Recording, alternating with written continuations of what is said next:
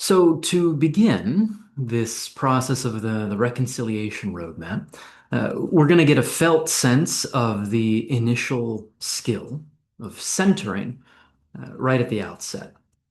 And what I will encourage you to do is direct your attention downward and notice as you do so where it is that your body makes clearest contact with the supporting surface underneath of you. Now, that may be your pelvis against the chair. That may be your feet on the floor beneath of you. Whatever the case may be, would you simply direct your attention downward and let your awareness settle into that felt sense of support? And as you do so, you may find it helpful to imagine something like an hourglass tipping. And when you tip an hourglass over, the grains of sand they pile up in a very particular way, right? The base of that pile gets a little wider as the pile grows taller and taller. And so you may see if you imagine tipping this internal hourglass, if something similar happens within yourself, that perhaps you, with this felt sense of support beneath of you, maybe you find that you begin to broaden. Maybe you find that you begin to lengthen without having to force any ideas of proper posture. You may find that there's a natural sense of uprightness here. Now, the reason why it becomes so important for us to ground ourselves with this sense of center is that amidst the difficulties of our individual circumstances, and well, circumstances may be very difficult, yeah. Amidst these difficulties, having this sense of support beneath of us can remind us that the earth has seen this before, which is to say, no matter how difficult things may be, and they may be very difficult indeed, no matter how difficult things are, we are not alone in this. We do not have to hold this difficulty alone. We can take whatever life is giving us, and we can imagine sending it down to this shared base of support. Now, as you do so, you may also see if it's possible to direct your attention upward. And from this base of support, perhaps you can imagine opening yourself to the divine energies above you. If divinity is a complicated notion for you, perhaps you can imagine opening to some cosmic energies above you. What I intend with this is something like opening ourselves toward the infinite and beginning to draw down and into us some of that infinite sense. Now, you may see if this quality of support coming up and through you meets something of this divine, this cosmic, this infinite sense coming down and through you. And see if you can notice within yourself where these two meet and intermingle. This is going to help identify your sense of center. And with this quality of support and this connection to the infinite, the actions you take from this place, they are going to be much better resourced. You're actually going to be more equipped to take more effective action from this centered place than you otherwise would be. Or at least that's the hypothesis. And so you may see if, for a couple of moments, there is some change you notice here and now compared to when we began this process just a few minutes ago. Notice if there's some difference within yourself now compared to then. And perhaps you can identify what the nature of that difference is. And you may see if this difference is a resource that you'd like to carry with you out beyond this workshop here as well. Uh, you may find that there is a sense of calm within you that could be useful to take out and about in the world. You may find that there is a sense of ease that you'd like to take with you out and about. You may find that there is some sense of strength, some sense of a fullness of breath, right? Whatever it is, you can anchor yourself into this experience to help remember something of the quality of this out there in the rest of life, yes? But for the time being, I imagine, you are a bit more centered here and now for the rest of what we'll be exploring here in this session. So we have these skills that I had suggested will be of some use in working to reconcile with others. And the most important skill that we're going to be able to bring to our relational practice, it's going to help us ensure that we have understood the other person. And as importantly, it's going to help the other person know and feel that we have understood them. And this practice is called reflective listening. The core of it is very simple. The practice of it can take a little working, so we'll be able to practice some of this.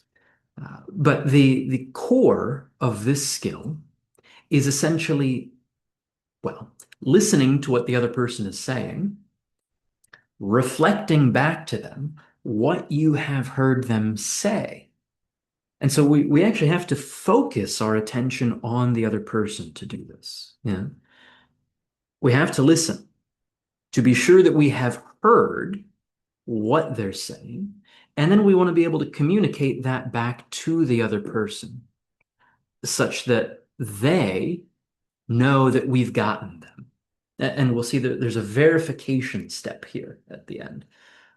That's the basic sense of it, though. We're going to do our best to listen to the other person, reflect back to them what we have heard them say, and then the magic question here to ensure the feedback of this communicative process, the magic question is, have I gotten you?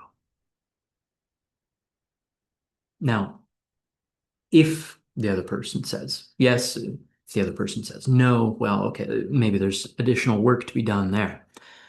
But the heart of it is we're going to reflect back what we've heard the person say.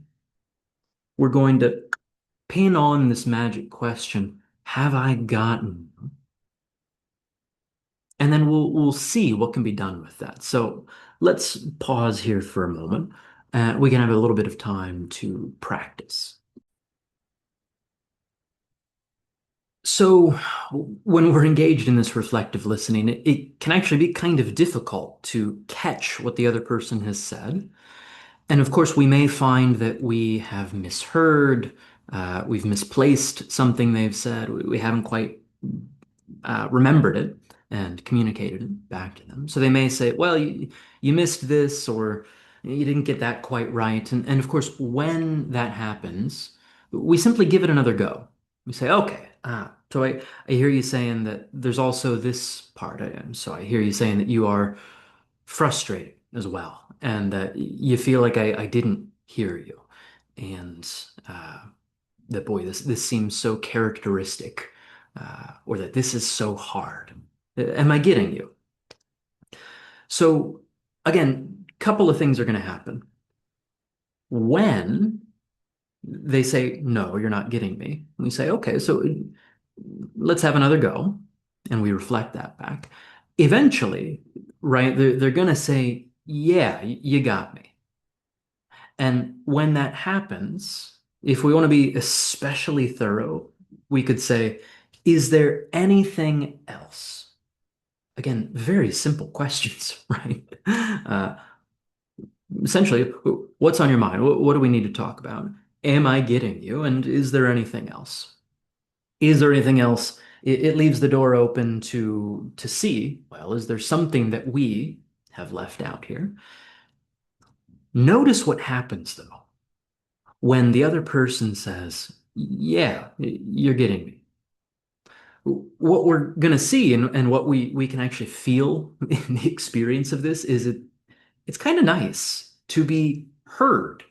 Like, it's kind of nice when we know that the other person has heard what we've intended to say. Yeah, again, it's so simple, and yet how rare is this? My experience has been that this is not a common way of communicating. This mutuality in a conversation, it's quite rare. Now, it's a little easier to apply this in a kind of contrived workshop setting than it may be in real life, in the wild, with a person that we love and care about, who is angry at us, upset at us, when there are hurt feelings involved. So what we can do if we want to have a go of this in real life outside of this context, we may find it very helpful to frame the conversation as something like, hey, I want to try an experiment here, or I want to do something a little different. I want to see, however weird this may seem, I want to see if I can hear your perspective better. I want to see if I can understand better where you're coming from. I want to try and listen in a way that I don't think I ever have before.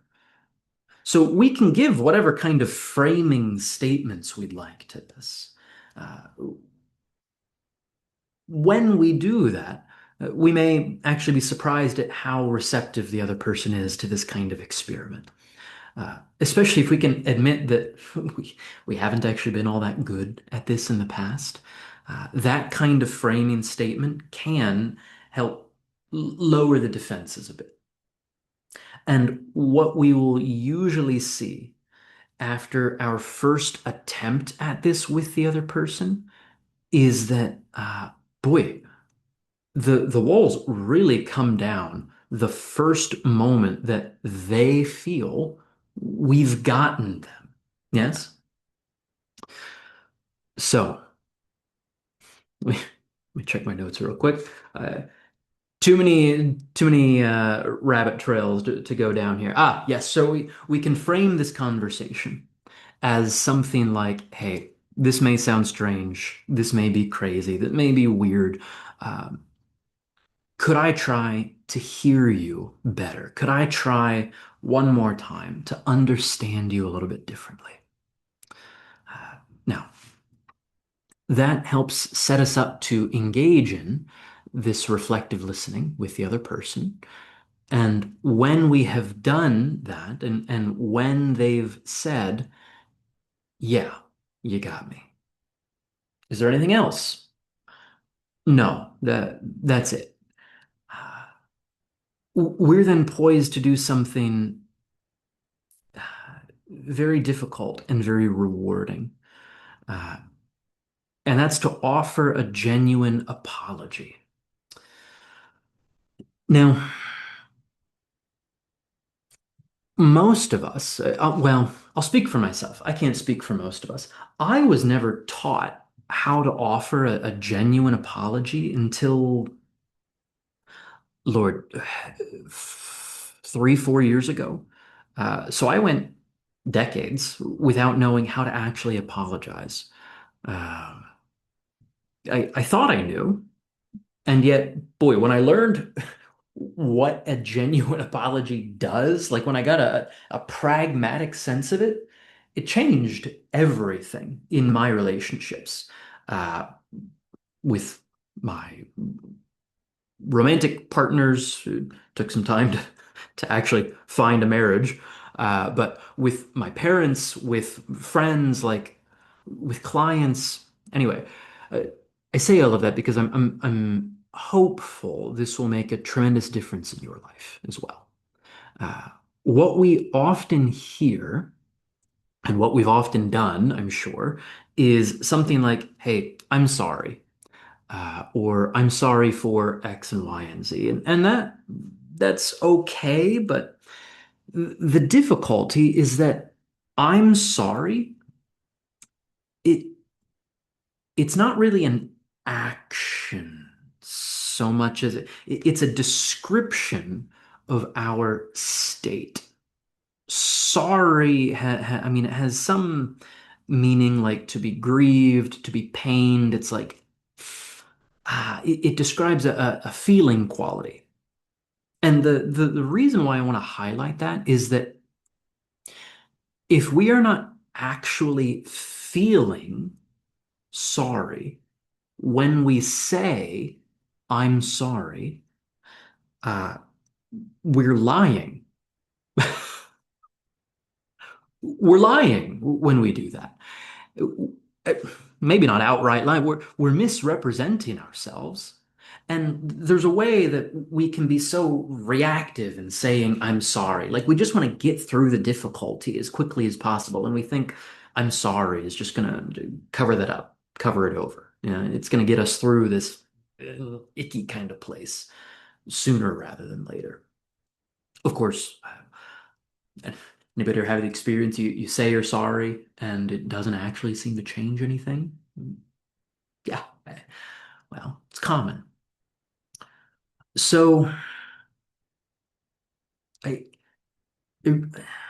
I find it in myself to really reiterate that when we say I'm sorry and we are not feeling sorry, we are misrepresenting ourselves. We are lying to the other person. And I'm going to raise the stakes a little bit, and this may actually sound quite strange. Uh, I think you'll get a better sense of it as we continue. But when we say, I'm sorry, and we don't feel that as well, not only are we misrepresenting ourselves, not only are we lying, uh, I will go so far as to say we are profaning the sacred. Ooh. Now, maybe that's just Chandler's kooky idea. I hope to explain a bit more of what I mean there. Um, An apology, when done well, it really is a sacred practice. When we apologize well, we are reweaving the fabric of a relationship that has been torn asunder. And again, I believe that's a sacred practice. And when we offer these casual, off the cuff kind of throwaway I'm sorries, uh, we're squandering an opportunity to do something very important. How important that is, I leave to you to determine how important your relationships are. Um, Inevitably, I hypothesize, inevitably, we're all going to discover, I hope to God, not too late, we're all going to discover that our relationships are far more important than we have given them credit for. Uh, I know I have failed to appreciate a great many people in my life, to my detriment and to theirs. And uh, I really hope that this kind of practice can spare you the great pain of that. Um, Now, I'll add another note. When we say, I'm sorry, and we're not actually feeling sorry, uh, there's a way, and maybe some folks have an easier time wrapping their head around this than others. There's a way that we are taking God's name in vain. What I mean is, there's a section in Exodus, the book of Exodus, where God Almighty is talking with Moses. And Moses is basically saying, "You're going to send me you're going to send me to Pharaoh and the Israelites. Like, who shall I say has sent me? Like, boy, you're telling me to go do all of this, but what am I going to say to them if they say no? Like, who shall I say has sent me?" And the response is, "I am that I am." It's a very curious phrase. I mean, sometimes translated as "I am who I am. I am what I am." Uh, it's reiterated the next line. I think it's say to the Israelites, "I am has sent me."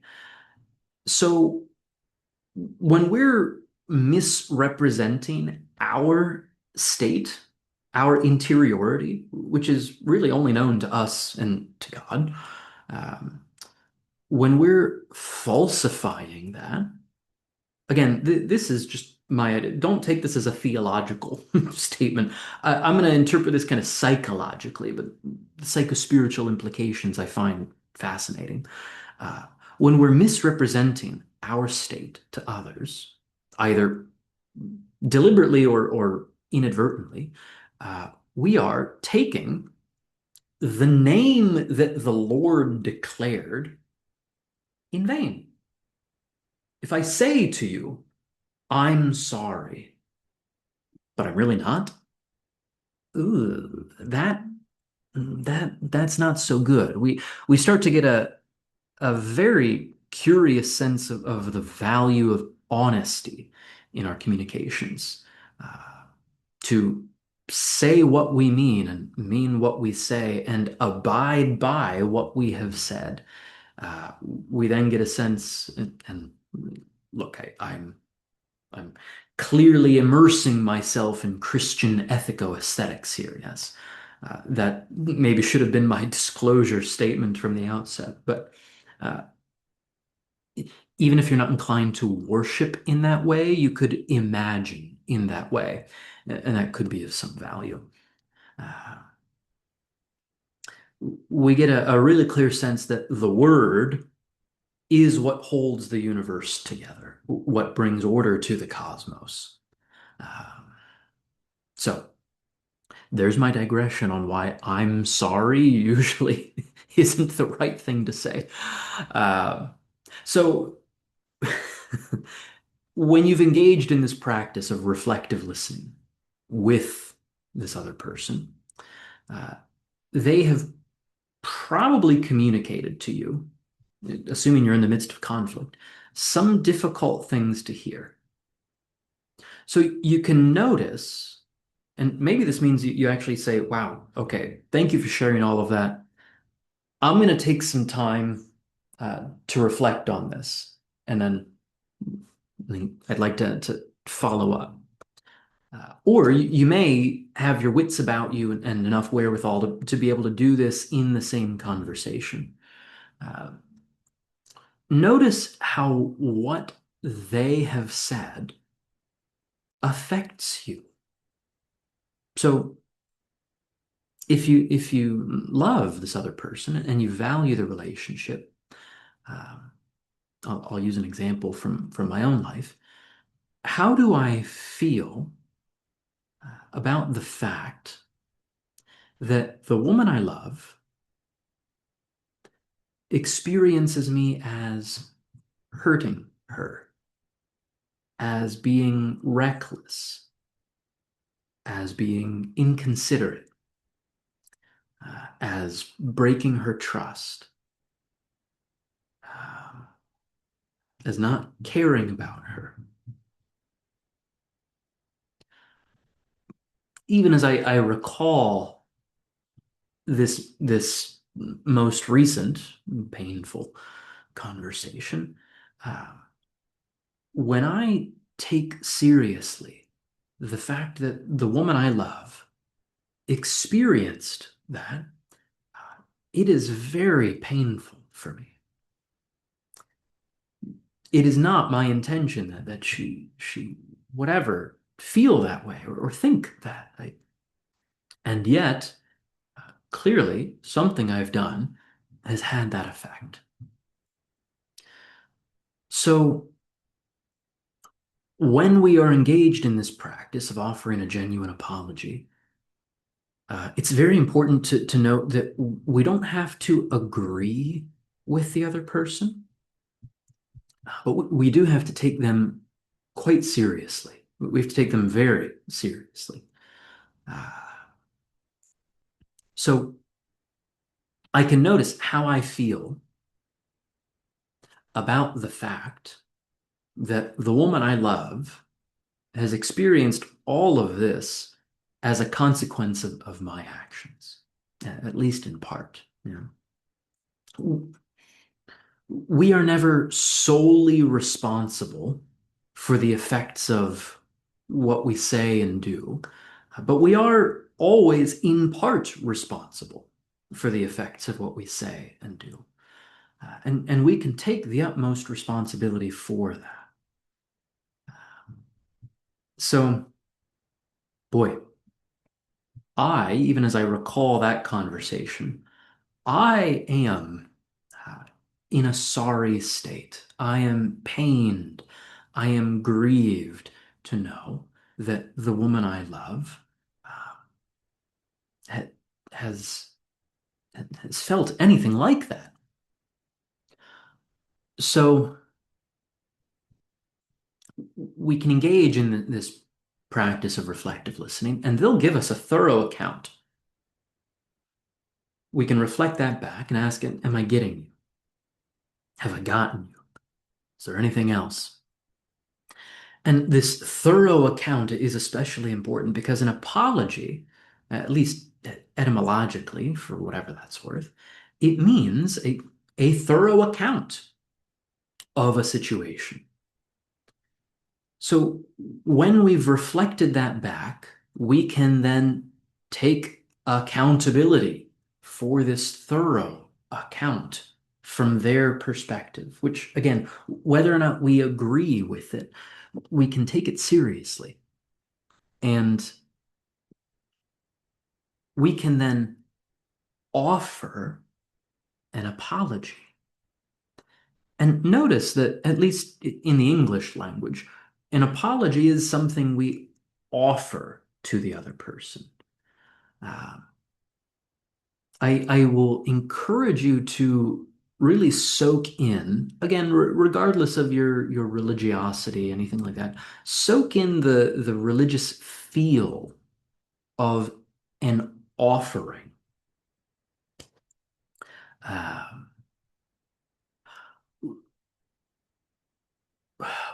what am I trying to say here? When we are making an offering, we are humbling ourselves. We are essentially putting ourselves in a one down position to the other person.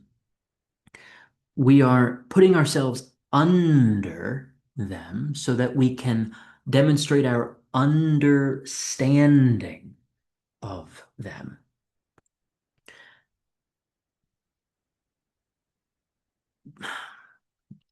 I'm sure I'm not the only one that has a hard time humbling myself. At times, it is very easy for humility and humiliation to become fused and confused. We need to just separate out the humiliating aspect of this and ground ourselves here. Again, regardless of the difficulty of our circumstances or this practice, the earth has seen this before. So when we have a sense of our grounded center, we are safe to humble ourselves before the other person and to demonstrate understanding. So we could say something like, boy, I have heard you say this and this and this and this and this. And I would like to offer you an apology for having done that. It was not my intention for you to feel this, to think this, to experience X, Y, and Z. So I'd like to offer you an apology for that. And look, this isn't to say you have to sound like me when you do it, but it is to say that when you connect with the genuine feeling amidst these circumstances, uh, and you change the phrasing of this slightly from "I'm sorry" to combine them, put them together, describe your state, if that's your honest state, and say, boy, I am so sorry. It pains me that I did that. I'm grieved by the fact that you feel this way because of what I've done. And I would like to offer you an apology. Notice how different that sounds and feels compared with, I'm sorry. I'm sorry, okay? I'm sorry. What do you want from me? Like the shoulders up kind of defensive, hands off apology we just toss out so often. We could do so much better, and the tragedy is we haven't learned, most of us, maybe until now. But the blessing then is that, well, we could do better in the future. So I want to add an important detail here, and that's that when we make an offering, and boy, we see some examples of that biblically. When we make an offering, it's not always accepted. Uh, so don't go in with the expectation that they owe you an acceptance of your apology. You are making an offering, the best you can do. Like, again, you don't have to worship this way. I think it would be good for you, but you could imagine this way. The offerings demanded were the first fruits, the best, the unblemished lambs, the pure, healthy, like offering the best of the best to God Almighty. Um, Offer your best apology and know that by forces beyond your control, it may not be accepted. But if you offer your best, you have the best chances of it being accepted, right? So if, let's say, if she accepts the apology you have offered, by God, thank her for accepting that. And I mean, thank God and thank her for accepting that because it's not a given, right? Um,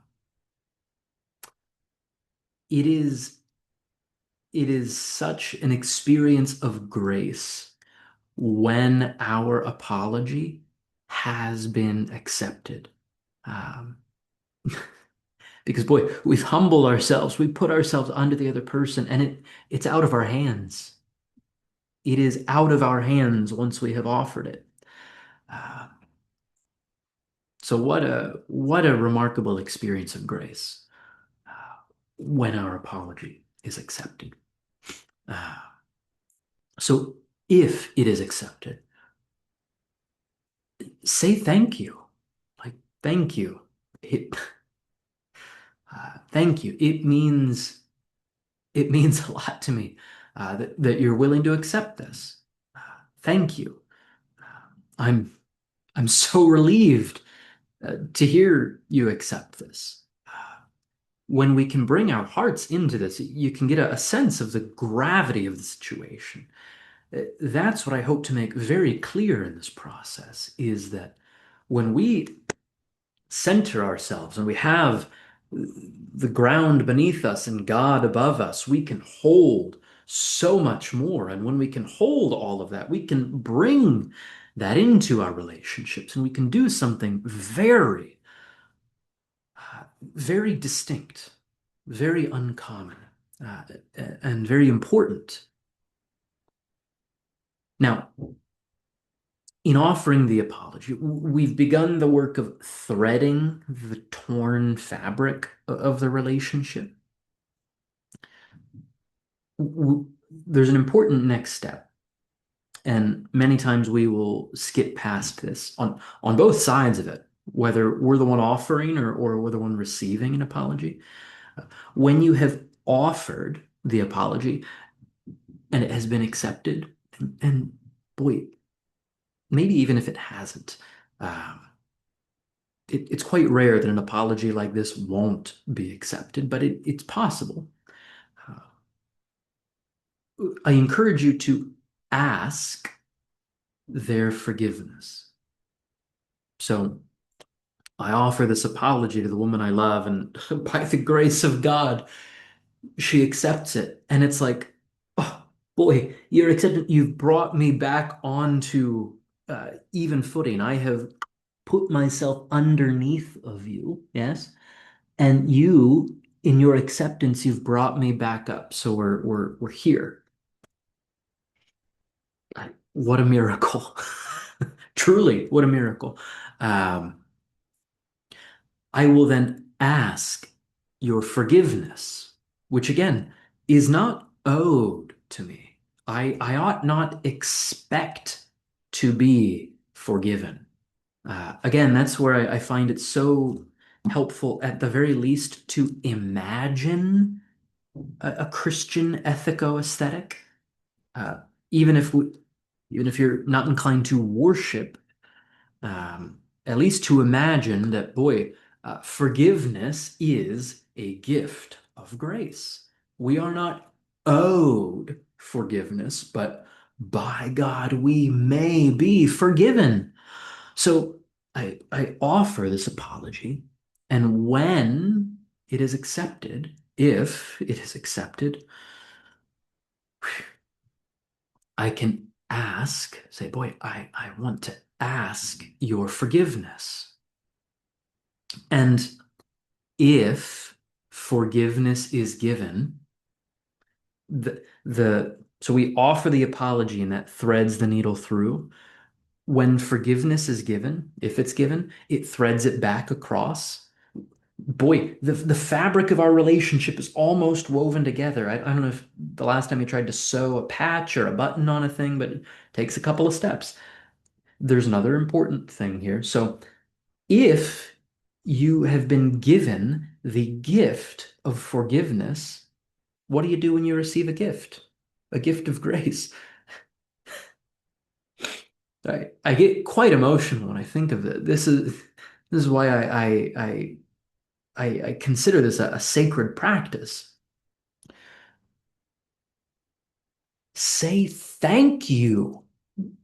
Thank her if she gives you the gift of forgiveness, which you are not owed. None of us, boy, none of us are entitled to forgiveness.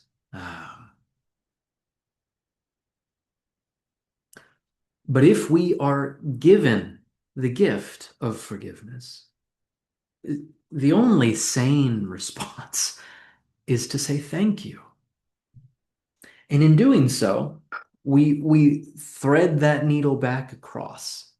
So we've offered an apology. By the grace of God, she's accepted it. We ask forgiveness. By the grace of God, she's given it. We then say thank you to thread that back through. And hopefully, again, we ought not expect this, but hopefully, as we together develop our emotional maturity, uh, as we engage in this psycho-spiritual cultivation, hopefully, she says, you're welcome. And at that point, if that happens, again, it's not necessary that the other person says you're welcome. It's the decent thing to do, and unfortunately, most of us have been trained or corrupted by the world out of our decency. But we're learning this together. Yeah. So I offer the apology. I ask forgiveness. I say thank you. And wow, if I'm welcome, I'm back in I'm back in something like the promised land. Um, Now, there's more to be said about where we could go from here. But for the sake of consolidating the territory we've explored thus far, before we explore, we'll have a little time to talk through this. Uh, for the sake of consolidating the territory, let me see if I can retrace our steps. There are three main practices that we're going to bring to bear on the situation. Uh, the first of these is preparatory for us. And it's an ongoing, let's say it's a moment-to-moment preparation because at any point we may be knocked off center. So we center ourselves. And we do so by connecting to the felt sense of support beneath of us,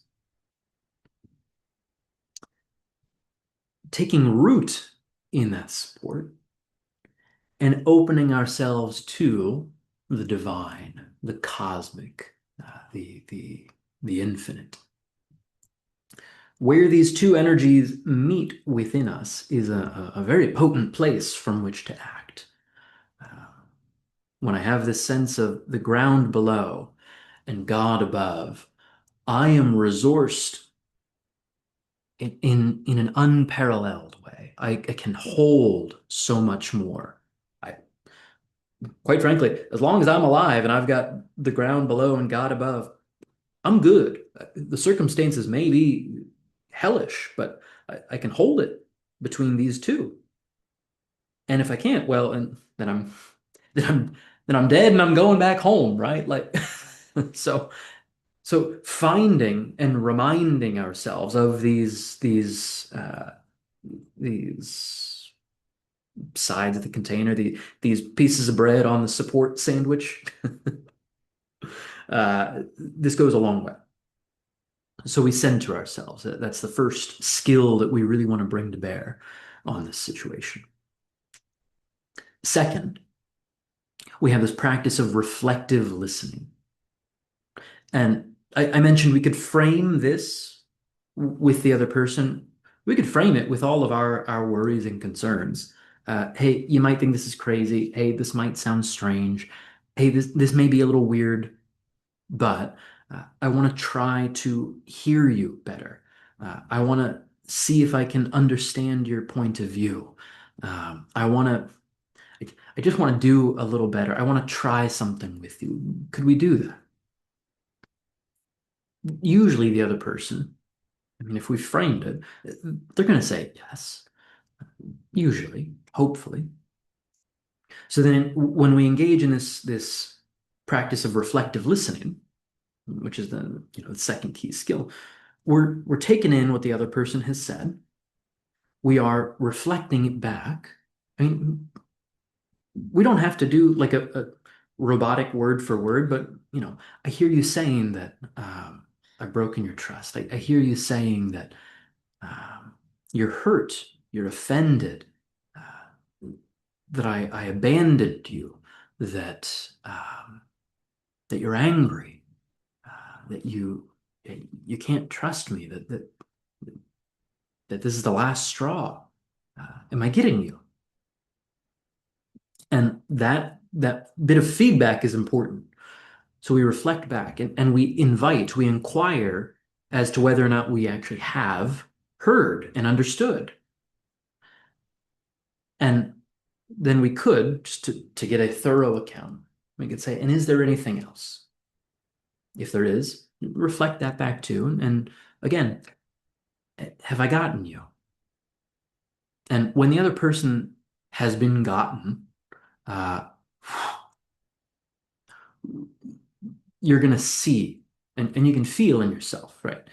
That this makes a difference in the communication. It shows that communication has actually occurred, that a sharing has occurred. So we center and we center and recenter and recenter and recenter ourselves in this process. We engage in reflective listening. And then we offer an apology in a way that we maybe have never offered before and they have never been offered before. Um, we do so by reflecting on how we feel about the fact that this person we value has been so harmed, upset, disrupted, disturbed, broken apart by us. How do we feel about the fact that how do I feel about the fact that the woman I love has been so hurt by me?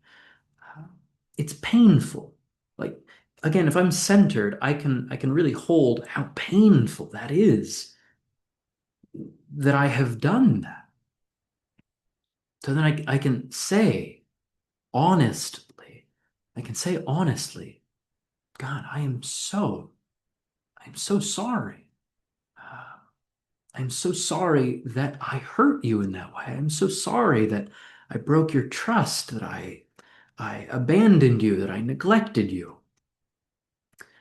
And I'd like to offer you an apology for having done that. We then ask forgiveness, and if it's offered to us, we say thank you. Um, my own experience and experiences with folks with whom I've shared this and what I've heard back from it, I'm confident that this will make quite a difference in the quality of your relationships. Not only marriage, but with kids, if you have kids, um, like wow, I just think like teaching this to kids is so important too. And we teach it by modeling it, right? It's not like we have to sit the kids down in this kind of way, but maybe. Um, this can make such a difference. And again, I want to advocate the possibility that when we are engaged in this kind of practice, uh, we are we're doing something sacred. Uh, we're at least opening ourselves to the possibility of grace to be manifested in our intimate relationships too. Uh, when we do this, we may find that our partner actually is very gracious with us. And that, to my mind, that is an evidence of God's love at work in our lives too. So we can become moral leaders in our relationships by engaging in practice like this. We can humble ourselves. We can go first in initiating this kind of culture making in our relationships. And I pray to God that this will be a blessing for you and for those you love. Um, so perhaps we from there take a little time to explore, to discuss, to see what can be done with this. So anyway, thank you, and let's dig in.